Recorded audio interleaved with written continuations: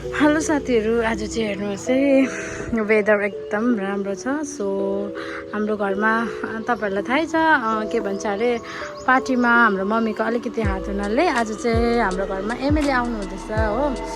त्यही भनेर पहिला पहिला अब धेरै पोजिसनमा बस्नुभएको थियो मम्मी, लाइक समिति यस्तोतिर हो। त्यही भनेर नि अहिले त हुनुहुन्न, तर पनि अब कतिवटा कामहरू हाम्रो घरमा पनि भइरहन्छ क्या, त्यस्तो एमएलएहरू आउनुहुन्छ, एमपीहरू। आज चाहिँ हाम्रो एमपी आउनुहुँदैछ।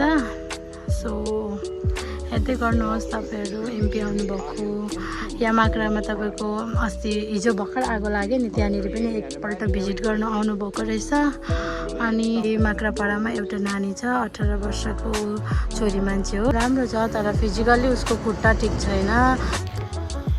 त्यही भएर उसको खुट्टा ठिक छैन साथीहरू। अनि चाहिँ त्यहाँनिर पनि उसको मम्मी बाबाहरू आउनुभएको छ होइन, एमपीसँग अलिकति मद्दतहरू माग्नुको लागि।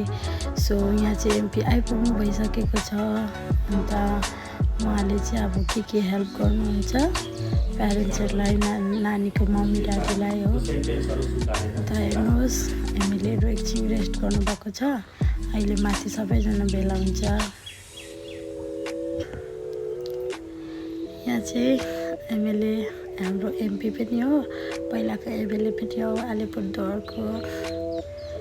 र यहाँ चाहिँ डिस्कसन हुँदैछ, त्यो नानीको लागि के हेल्प गर्नुहुँदैछ त्यो सबै बताउनु हुँदैछ, कहाँ गएर के गर्नुपर्ने भनेर। एकदम हेल्पफुल लाग्यो हामीलाई, उहाँले हेल्प गर्छ भन्ने चाहिँ ठुलो आशा छ। र मैले चाहिँ माथि कफीहरू दिएर पनि मुनि कफी दिन आएको। एकजना गाडीले त कफी खानुहुन्न अरे, उहाँलाई चाहिँ कोल्ड वाटर चाहियो अरे साथीहरू।